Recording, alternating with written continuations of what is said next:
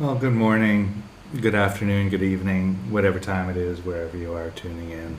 Thank you so much for joining me today for the sort of a brief summary of the first meeting of the On Tyranny book club. So I'm going to produce a video after each session just to kind of keep people up to speed. But this is a way that I can keep people up to speed without recording the whole sessions, which would sort of inhibit the process group aspect of the meetings. Right, so I don't want to record the meeting so people can feel very open and free to share what's coming from the heart. So what did we do today? Well, we went through the community agreements, and I'll do that here now. I'll just kind of walk through it. And we watched a video of Timothy outlining kind of a brief synopsis of chapter 1, Do Not Obey in Advance. And so we'll watch the video. I'll show the video here, and then I'll offer a little bit of what was shared around the video. Primarily what I shared, because I don't want to speak for other people, and we'll go from there. So, as some of you know, I am a certified clinical trauma professional. And so part of the intention of this room, the book study, is to create a safe container so that we can all feel free to express exactly how we're feeling around what's unfolding in America right now. The reason is that we know that trauma arises not only from the external factor, but how if we are not in the presence of empathic others during and for the weeks and months after that experience, if we don't have somebody to talk to about it, we don't have somebody to share the experience with, that experience gets stored most often, not always, but it can get stored into the nervous system. And that's trauma, right? Trauma lives in the body, not in the mind, right? So, although it affects our mind and it can have residue there as well. So, my intention here is to create an empathic container so that when all of this is over, we're not left with the imprints of trauma, right? I happened to be in New York during September 11th, which really kind of set me on this trajectory that I'm on now, and still on, where I'm helping others sort of move through the indelible marks that trauma can leave.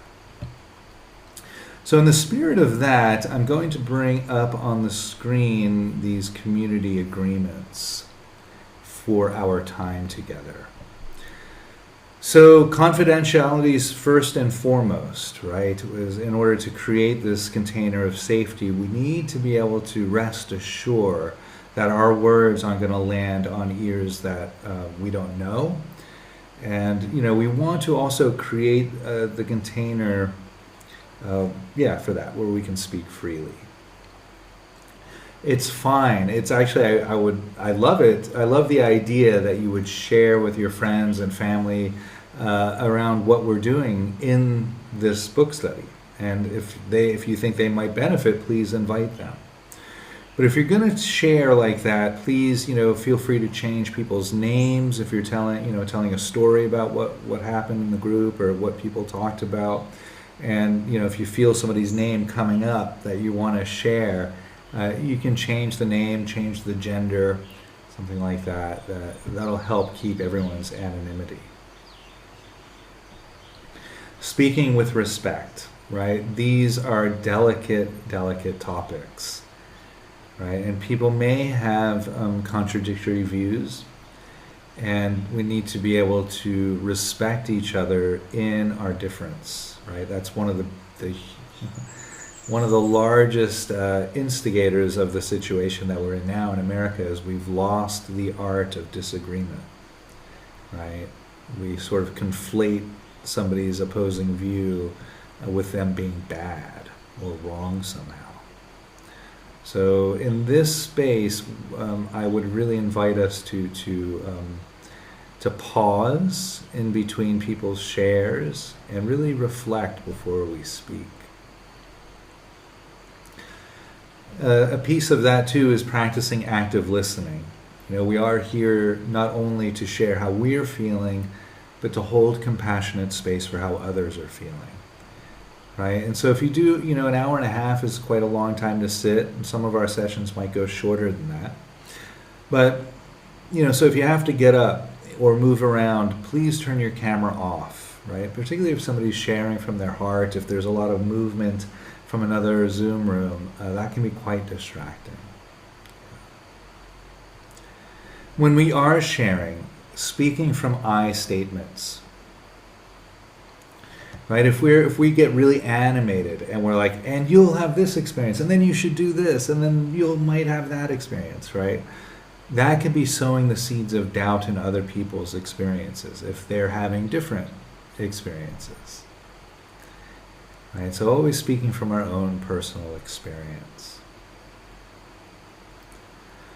If you do feel like you have something very emotional coming up, please ask permission from the group to share something that may be triggering for others. Right? The ideal space for all of us to be in when we show up to this room is more or less grounded. Right? So we don't want to, and we want hopefully everyone to leave more or less grounded. And towards the end of each session, maybe the last 5 to 10 minutes, I'll speak a bit about that, how we can nourish our nervous system as we leave the room and go into our day. If there's a participant here in the book study that does have some challenging material come up that they would like to voice, and they ask the group, do you mind if I share this? Please feel free to say no too. You might be in a place where your nervous system's really sensitive, right? And if you start hearing stories, that are really, maybe some darkness there, some heavy emotion, maybe you're not ready for that right now, and that's fine. So just let us know, and we can, take the detour. That being said, if you're the one who has the challenging material that you want to share with the group, please know that I will circle back around personally and hold space for that in a one-to-one setting. Okay, so nobody here will be hopefully left feeling like they didn't have a chance to be heard or seen. When you come to the book study, you're welcome to have your cameras on or cameras off. To be, blunt about that though, if we are really trying to create a container of safety, it's helpful if we can see everyone's face. I get it though, I have bad hair days too, right? So sometimes, we want to be here, but our face on the screen might feel like too much. That's fine, but do know that don't come repeatedly to the group in that way. It is nice if we can at least get a sense of a face. Or you might come and show your face for the first 5 minutes or 10 minutes and then turn the camera off. Something like that. Also, I'm requesting people when you show up to the room to turn your microphone off when you're not speaking. That'll help the feedback and the crosstalk and things like that. Okay, so that's the community agreements, and I would like to offer this as a living document. So if there are things on the community agreements that you have questions about, please directly message me or email me through the website or through Facebook or Instagram. And likewise, if there's something missing from there, you would like to see something added, I'm also happy to have a conversation around that as well. So I'm taking the slides down here, and I'm going to go ahead and bring up the man of the hour, Timothy Snyder. If you're not familiar with Timothy's work yet, it's my pleasure to introduce him. And if you're like me, I really get juiced when I listen to brilliant people speak. And it's so evident that Timothy Snyder falls into that category. He speaks 5 languages. He writes and reads in 10 languages. He knows Eastern Europe better than most. And I've heard him speak. I've become kind of a big fan of Mr. Snyder in the last year. Really immersed myself in pretty much everything I can get my hands on. And I recently heard him speak around his intention, and so I'll just kind of speak to that here a little bit, paraphrasing. Because he was born in America, but lived, for about 10, 15 years, mostly in Ukraine. And, speaks Ukrainian, speaks Russian. And so his intention is to learn how fascism took over in Russia and is now actively trying to invade Ukraine. And he's learning the lessons that are unfolding there and translating it into what's happening in America. So it's in great deal foreshadowing. It's quite interesting to me that the book on tyranny was written 8 years ago. And now we can see very clearly these chapters unfolding in real time. Okay, so I'm going to go ahead and share the screen.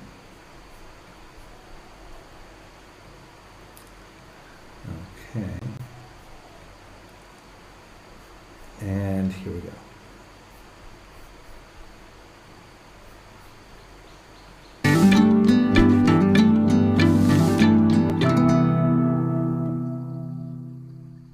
I'm Timothy Snyder. I'm a historian. I've written some books. A couple of years ago, about 3.5 years ago, I did a little series called Timothy Snyder Speaks, a few very short, informal videos, low production values, mostly about contemporary politics. People still seem to be watching these and asking me whether I can do some more. So that is what I'm going to do now. Now is the summer of 2021. And so what I'm going to be speaking about, the occasion for this new series, is the new edition of my little political pamphlet on tyranny. So my little book on tyranny was published in early 2017. As I didn't expect, it was then read and translated around the world, used in demonstrations around the world, read in parliaments around the world. It served as the basis for art and for all kinds of other forms of expression. I wasn't surprised that it became useful in the United States. I was a little surprised at perhaps how useful. What I'm going to do today and in the 20 little segments to come is to return to the book. And there's a specific reason why I'm doing this. We are now 4 years on. We're now in a new political moment. I've revised some of the text of the book, not the lessons themselves, they're entirely unchanged, but I've revised some of the text after the lessons to account for the moment in time where we now are. But far, far more importantly than that is that the book is appearing in a new edition. It's appearing in a graphic edition, an illustrated edition, thanks to the wonderful work by Nora Krug. Thanks to Nora, the book will now take on an entirely new dimension. It's a far, far better book. So that version of On Tyranny, the graphic edition, is coming out in October of 2021. So between now and then, I'm going to be doing and releasing 20 little videos about the lessons. I'm going to read each lesson, and then I'm going to say a few words about how I've reflected on those lessons in the time since the book came out up to the present.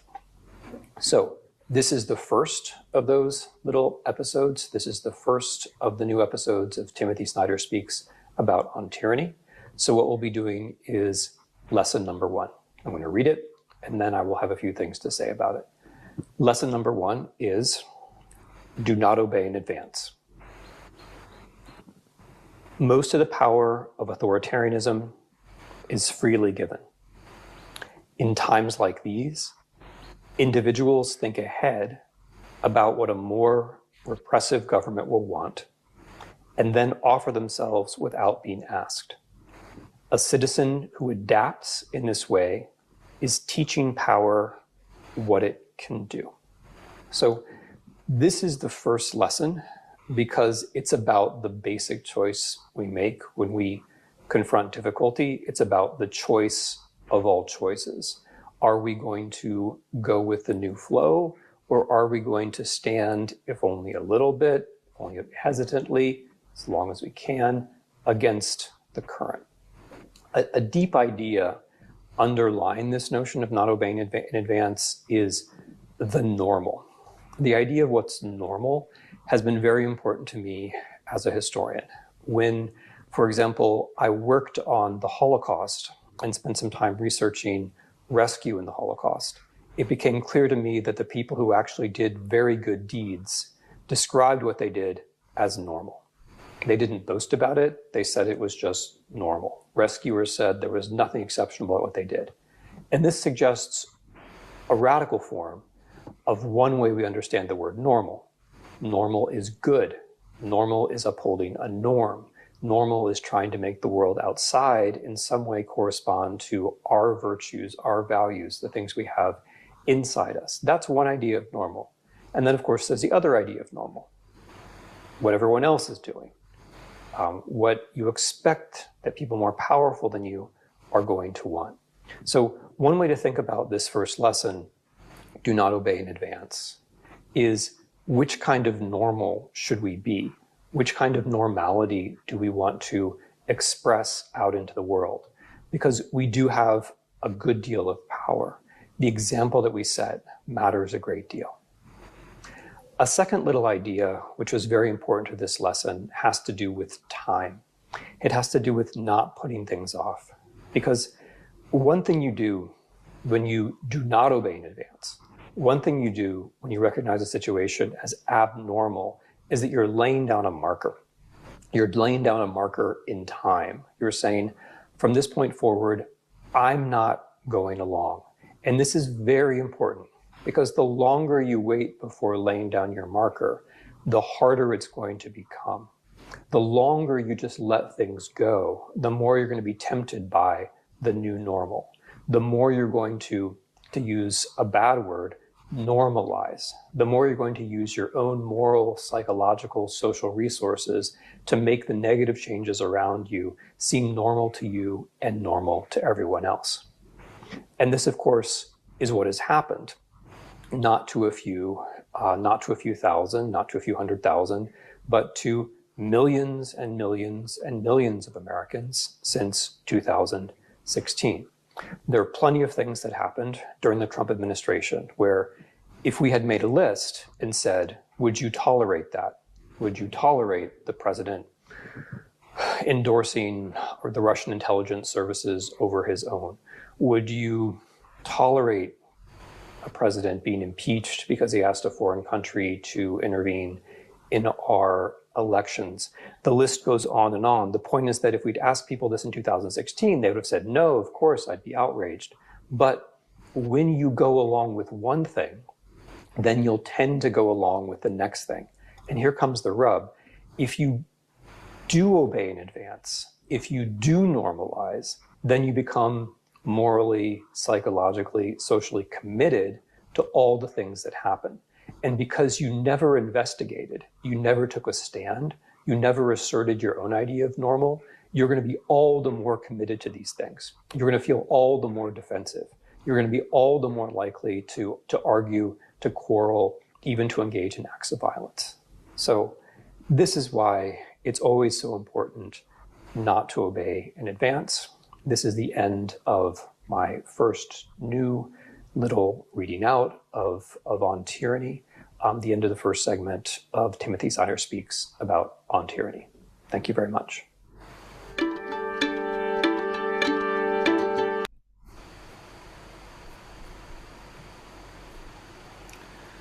Okay, so Timothy saying a lot in less than 8 minutes, so hope that's landing for you all. And yeah, just a little bit of a reflection on some of the conversations that came up around the video in the book study. We talked about, all of like if we had made that list in 2016? You know, what might have we put on that list that, as Timothy was kind of saying, you know, would we have been okay with a president colluding with actually collusion's not the right word, but let's say asking for support from a foreign government? Would we have been okay with that? Would we have been okay with a president sympathizing with neo-Nazis the way he did in Charlottesville in Virginia, 2017? Would we have been okay with if there was a global pandemic and our president divided the people, you know, in very dramatic ways, using the anxiety and stress of that pandemic? Would we have been okay with that? Would we have been okay with, you know, the list goes on and on, as Timothy was saying, right? Would we have been okay with, you know, a president that had 34 felony counts? And, you know, then, you know, we can sort of see how extreme it's gotten, right? And it goes to the concept of boiling a lobster, right? When you put a lobster in the water, the stove isn't on, right? But you just gradually turn the heat up so the lobster doesn't realize that it's cooking until it's passed out from the heat. There's lots of reasons for doing that, the hormones, and it keeps the meat sweeter and things like that. Anyway, so this is the fascist playbook, right? That they take the temperature, and you'll notice that the administration does this, right? They mention something to the press, right? Trump will say something that sounds like off the cuff, kind of riffing, but it's very intentional. You know, yeah, maybe we'll take women's rights away. Maybe we'll overturn Roe versus Wade, you know, whatever.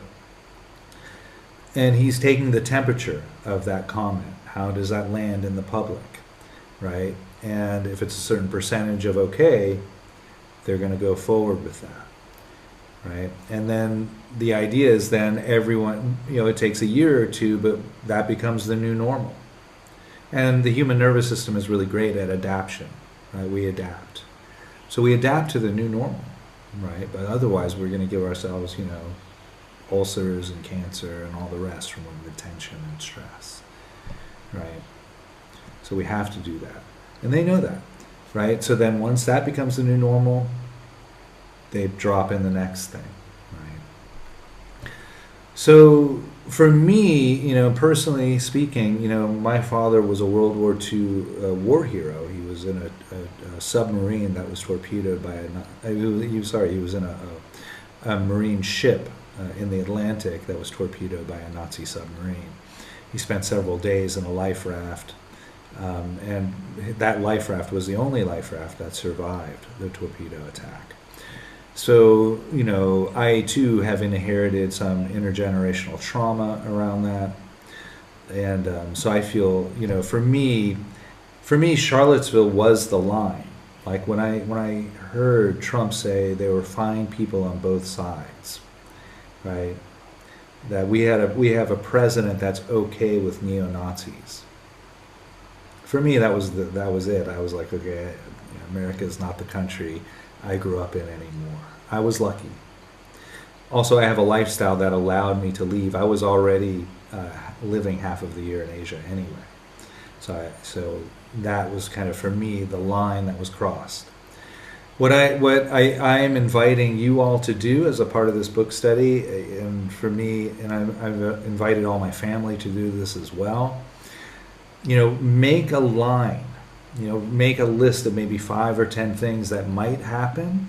And, you know, you can exaggerate or imagine, you know, because we can imagine looking at the news today, there's a lot that might happen, right? Where's your line?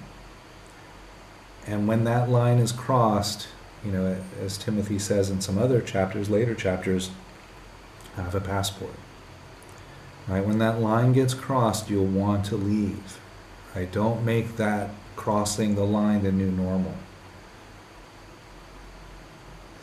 So if, you know, the fascist uprising in America is successful, they will probably close the airports for some time. That's what happened in Russia. That's what happened in Turkey. That's what happened in Poland. That's what happened in Nazi Germany. It's what happened in Mussolini's Italy. So if they continue this trajectory, the airports will close, at least for some time. So leaving the country won't be an option at some point. So do make sure you have that line that you're not willing to go past. Just to speak personally, and this came up in the group as well, when, because I've been following Trump regularly and his fascist ideals since 2016. And so, I forgot where I was going with that. So for me, I've been very sensitive to this unfolding, and I feel very lucky for that. So I did mention that I would offer a bit of a nervous system calming kind of practice towards the end, and so this is called the relaxation-breathing technique, and we'll just do 5 of them, but you can do as many as you like until you feel your nervous system calm. And so there's a particular in-breath where we breathe in, we fill the abdomen and then the upper torso. Then as we breathe out, we're invited to relax the forehead, the eyes, the jaw, the shoulders, rest. We'll do 4 more, breathing in, filling the abdomen, upper torso, breathing out, relaxing the forehead, the eyes, the jaw, the shoulders, rest.